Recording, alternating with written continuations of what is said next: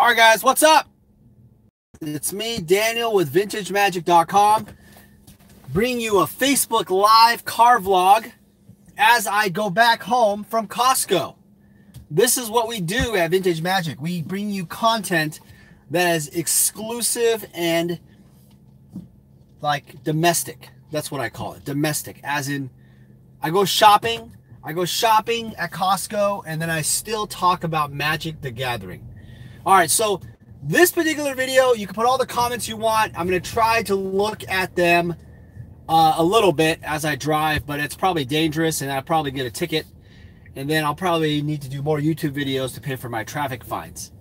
So I want to talk about something that actually came up today about trust. That's right, trust. T-R-U-S-T with the capital T in the end, as my title states. So trust is a very interesting topic because a lot of people seem to think, and I don't know if my friend, I'm not going to mention his name, he knows who the hell he is, but he wanted to tell, he's not my friend, he's a guy who's I've sold Magic cards to. He's bought Black Lotus from me, he's bought, you know, other Power 9 or rare cards, whatever. But he seems to think I trust, we're basically like trusting each other, or I trust him with everything I have, or I'm not really sure what he defines that, because I told him that I don't trust you. I trust you in the sense that I believe that you are a good business person in terms of doing your deals and keeping your word, but other than that, I don't trust you with anything else. And I don't know if he took offense to this because he thinks, we're brothers from another mother. I'm not sure what's going on, but I don't think people understand that trust, in my belief, is probably, it's something that will take not really just time, but it's more about your interactions and your kind of gut feeling about that person. Some people now, so what do you guys think? Are you guys people that trust people easily, or do you trust people it takes time? So trust is something like for example, when you go to the dentist and you look at the dentist and you choose them, you're going off their insurance or whatever, how do you trust that they're going to do a good job? When you are in the doctor, how do you trust that they're going to do their part and do their job? When you go to the grocery store, how do you know the people didn't just like take a piss on your lettuce and basically you're eating piss lettuce? How do you trust that? And when you're buying your Magic the Gathering collectibles, how do you trust that seller? Well, this issue is interesting. I'll tell you one thing, when I'm a buyer of things, like consumer, I think this is where my friend and I are a little bit, Kevin's funny, sandwiches, very shit sandwiches, that's right. If I'm a Magic Gathering buyer of things, or I'm buying a collectible, I definitely look for their reputation as far as, I first look at what they sell. That's important to understand. I immediately go to see, are they only selling this one freaking item for dirt cheap price because they stole it or something? I want to see if there's inconsistencies on their selling. Then I also look to see if it's eBay, if they've sold other items and what the price is sold for. I look at their feedback. So initially you develop this eBay feedback thing, stuff like that. But what do you do in the case about like trust, in terms of like dealing with someone like on a Facebook group and you don't know them and you basically are doing the PayPal friends and family thing and you have no repercussion to get your money back if something shit hits the fan? How do you trust them? So you can obviously do reference checks and go off of people that you trust and then believe that that person is trustworthy. But I think as a buyer of things, I tend to fall into the person when I do friends and family. It would have to be someone from a business standpoint where there's a tremendous reputation that they already have. Otherwise, you completely are going to get hosed. Now, this guy commented he didn't trust anybody on eBay or online. Well, unfortunately, the thing is, though, on eBay, they offer buyer protection, which is pretty much incredible. There's absolutely no, like you can complain, and it essentially has a tremendous amount of trust, associated. eBay has a great buyer protection. But I do agree with this guy. He just said, I want to hold the cards. And that comes down to it is, generally, if I'm doing a big deal that I'm buying, and there's no deviation from that routine. So, talking to my friend, who basically said, well, why don't you, I feel offended, I heard, or I don't know if he's offended or whatever. I don't trust him in the sense that there are a lot of personal and business related items that I don't really share with people online or on, over the phone, or just random people that I've done business with, because you just don't trust those people. I mean, let's face it, you don't just give your information away to those people, and you just can't do that kind of stuff. And that's really important to understand that. All right, so next part of this video is more about the reserve list and stuff like that. Okay, so I've been doing some videos about what I think about the current state of Magic, how Magic is going about, and I just put a video up about the actual decline of reserve list cards in Q4, and I want to clarify this. There is 100% a situation going on where vendors are getting swamped with lots and lots and lots of cards, and they're having to lower their buy list and then make a decision: should I be actually buying more cards in the higher prices? Now, I don't think that's a bad thing. If vendors lower their buy list, that just means that they have too much supply. But I do see a lot of people who are now taking profits from reserve list cards that they've made. This discussion actually will begin discussion later on in October. I kind of feel like there is room to take profits, and it's healthy to take profits.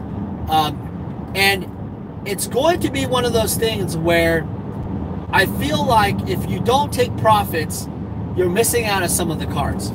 So, in the next few months, especially, even though it's a bad time for Q4 for people in collecting Magic, I may be selling quite a bit of reserve list cards that I feel that I've had tremendous profits on, but I feel like it's time to reinvest that money in other areas. Now you're probably asking, what the hell are you going to reinvest in? Well, some of it's to buy other product. Some of it will probably be going to more like normal investments. Like I'm planning to buy some more real estate.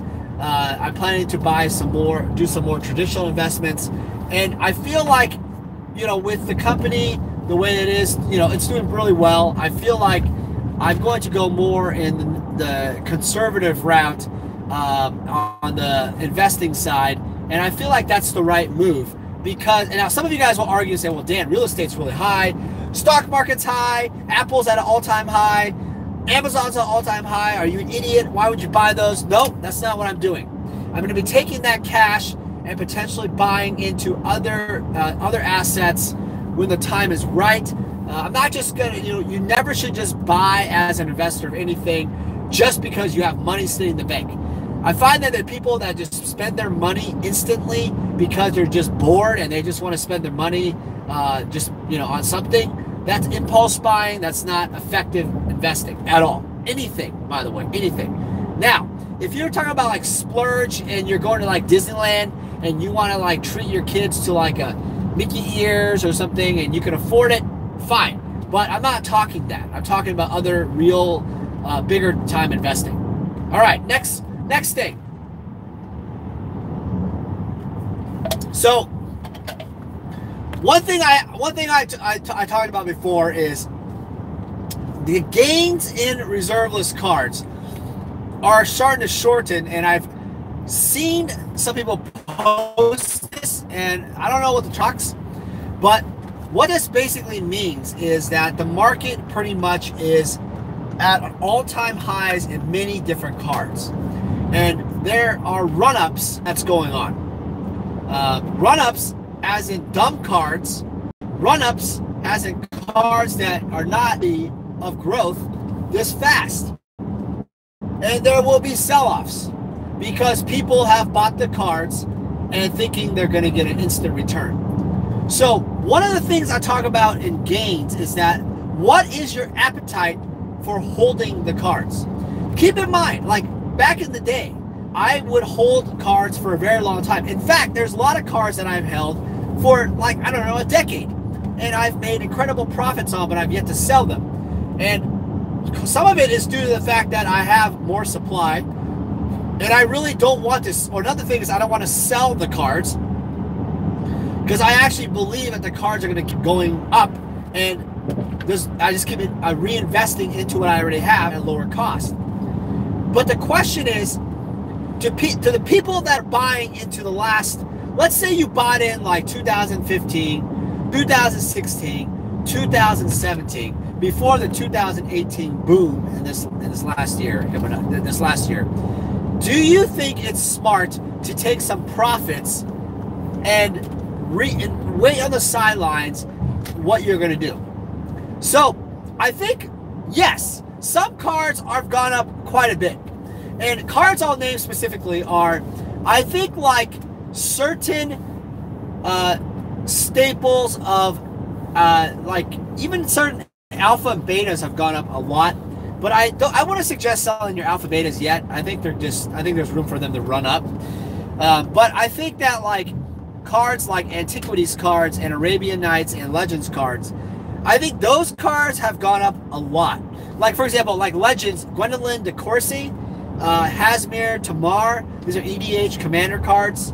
I don't know, like any of those cards. I'm probably not naming all of them, but just there's a lot of cards in there that have gone up and they have now dropped off in value, or no, they're going to drop off in value even more. And we're talking like $100 bills, you know? I think Nicol Bolas at one point, yeah, Nicol Bolas is $100 because it's the original Legends print. So keep that in mind. All right, so Bino says, should I sell my revised cards? They've gone up for massive gains. Okay, here's the problem, and this is one of the massive gains things I keep saying to people. The percentage of your gains doesn't mean shit, because percentage is all relative. Like if you have an Alpha Black Lotus, it's never going to go 1,000 times anymore, right? Because it's already gone up so much. But a revised card can go up 1,000 times or something in relativity, but it's not necessarily a lot of gains because it wasn't worth a ton in the beginning. So don't get wrapped up in percentages. The other thing you have to keep in mind is look at like one of the things I would consider in all Magic cards is treat them as pieces of property and like stock, like a company. Is it going to keep rising? Is it as a company going to rise over time and grow? Is it a growth company or growth card?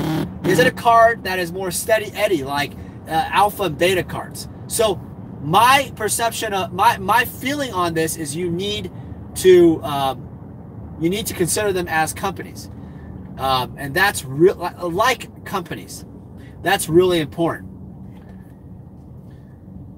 One of the things that I get a lot is like this guy, Taruk123453. He asked the question, should I have some extra money. I want to put it into older cards. I want to join the good old boys club with Rudy and everybody.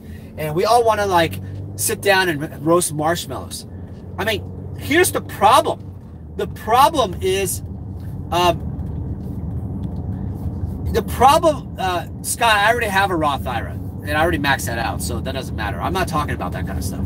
All right, so in terms of just buying into those type of cards, like just because you have money in the bank or whatever, I don't feel like that's necessarily the wise move.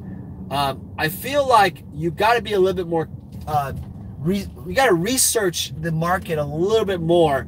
You got to also look at your exit strategy a little bit stronger in this kind of market, because I'm not saying that shit's just going to fall apart or whatever, but at these higher prices, you need to realize that there is a possibility that you could literally lose a lot of money. I mean, it's bigger money right now. It's not just a few $50 bills, but it's like $500,000 bills, sometimes 10.